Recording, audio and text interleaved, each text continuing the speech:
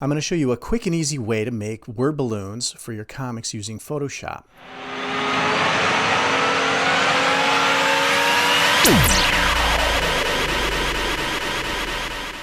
Welcome back to Spectre Comics. I'm Mike. If you haven't been here before, why don't you go ahead and hit that subscribe button. We're going to jump right into a video tutorial on how to make quick and easy, super simple word balloons using Photoshop. So we're going to go ahead and use this drawing of Spark I have here, and this is my main character for my comic, Spectre Comics. And this is actually the drawing I did for the thumbnail in my last video, Time Management for Artists. So if you haven't seen that video, why don't you go ahead and check it. There'll be a link in the description below. But the first thing we're going to do is just set up a typical panel page for this example. I've got a blank white sheet. I've got a panel border for the comic panel. And then I've got my character, and then I've got some dialogue. So let's throw some dialogue that Spark might say. He's looking at his watch and, oh my God, what time is it? Oh man, look at the time. So now we're going to create a new layer below the text layer called balloon. So what we're going to do is we're going to go ahead and apply an effect to the layer, or a style, and we're going to use the style called stroke. And we're going to just double tap that, and it will apply that to our layer. If we double tap the effect that it's put on the layer, it'll bring up this dialog box. And what we see is stroke is checked. Now what stroke is that if I create a marquee and hit OK, it's going to create a line inside of that marquee tool. And we'll show that in a minute. And then basically the number of pixels is how thick the line will be. The position, if it's going to be inside or outside. I actually want it to be inside, so we're going to change that. And then the opacity is 100%. And then the color here, the color box, is going to be the color of what that, what the line will be. So we're going to go ahead. Now we've got our marquee tool. Now what we're going to do, so we've got our layer set up, and it's got the effect applied. And now anytime we go ahead and make marquee, we can fill that in with white for the word balloon, and then the black outline will fill that in automatically. So we're going to go ahead and select the marquee tool. We're going to select the elliptical marquee, and then we're going to go ahead and draw the marquee around our text. So like that. So that looks like a typical word balloon, and I can actually select the polygonal marquee tool and hit the add feature, and I can go ahead and draw a directional arrow for the speaker. And then I'm going to go ahead and fill the paint bucket with white, and it automatically generates a super easy, quick. Well, now the nice thing about this method is that I have a lot of flexibility. I can lay out my text, I can size the balloon, the ellipse, the way I want it, and fill it in. I can move it around. So now, turn the text off, I can take that balloon, I can move it into different positions. So let's say I want the text higher on my page. So I'm going to turn the balloon layer off. I'm going to move the text up. Let's say I want it up here. And oh, the balloon's down there now. So I'm going to move the balloon up, and it's up here now. And you notice that it breaks the border. Well, let's say I don't want it to break the border. I'm going to go ahead and turn the opacity on so I can see where the border and the balloon intersect.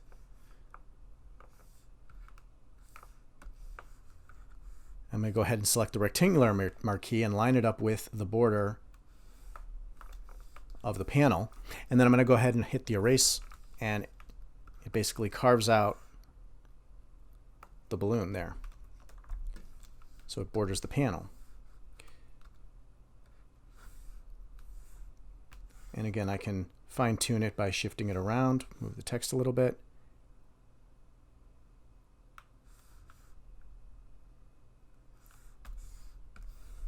Turn the text back on, and now I have a balloon that overlaps the border, gets cut off instead of breaking the border panel line. So that's one way to make a very simple, quick ellipse type of word balloon. But let's say you want a different shape. Let's say you want to create an exclamation, like something loud in your comic. I can go ahead and create any shape I want with the polygonal marquee.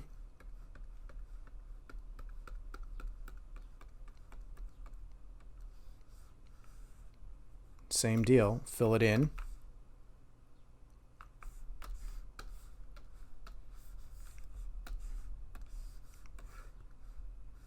Let's say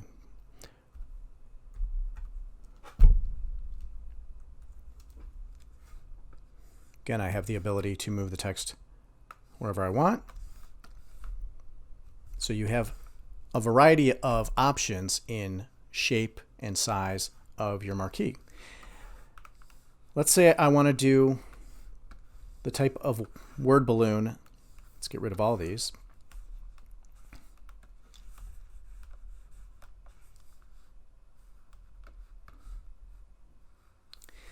Let's say I want to do the type of word balloon that's coming out of a speaker. Usually you have an ellipse,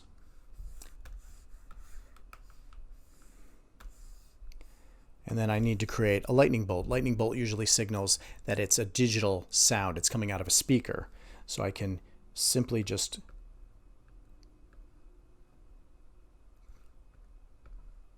create that, again, using the polygonal marquee tool to create the shape I want. And now I have a word bubble that is coming out of a speaker. Now, let's take a look at a panel with multiple characters on it. So this is a scene from one of my pages in Spectre Comics issue number 6, coming soon. And I created a new layer, and I've got multiple speakers in this panel. And one thing I like to do, the reason I like this method is because I don't have to draw around the bubbles.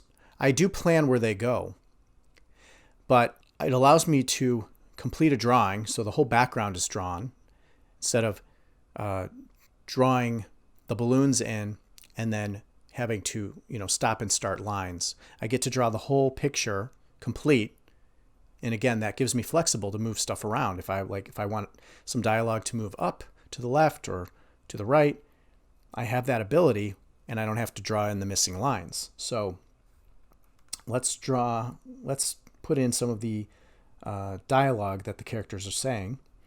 So I had already completed the dialogue from this page. Now I'm going to go ahead and add word balloons around this dialogue. So let's kind of zoom in up here. Draw in our marquee and fill it in. So this is Spark's dialogue. You can see how easily it covers up the background, but if I wanted to shift it up or down, the background's already drawn, it doesn't affect the drawing. Let's go ahead and direct the speech to Spark's voice.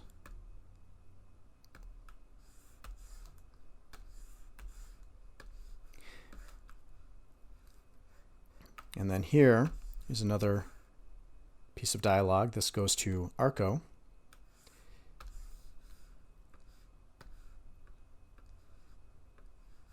I'm going to go ahead and fill that in. Now again, when I'm doing dialogue, I always keep in mind where the characters are standing and that I'm going to read from left to right. So I got to make sure that whoever's speaking is in the right, that the word balloon is in the right place. That's why I like the flexibility of how you locate the text. So speaker here, is the first line of dialogue. Arco responds, and then Spark responds again. Now I can see the text is a little too close. I'd like to bring it down a little bit. So I'm going to bring the word balloon down. I'm going to have Spark responding. Word balloon, I moved it down. Spark's response. Go ahead and fill in the balloon. I'm going to move the text down by selecting the text layer and just using the arrow keys. I can just move the text where I want it, or even selecting and moving.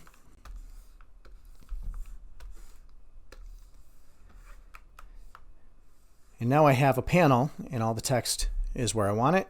Dialogue flows from left to right, top to bottom, and I still have my fully drawn picture in the background if I wanted to make an adjustment even later than this.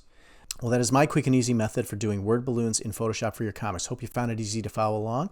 Go ahead and hit the thumbs up button if you found this video helpful. Go ahead and subscribe to the channel if you want more content like this. I've got a new Instagram, Space Misadventures, link in the description below.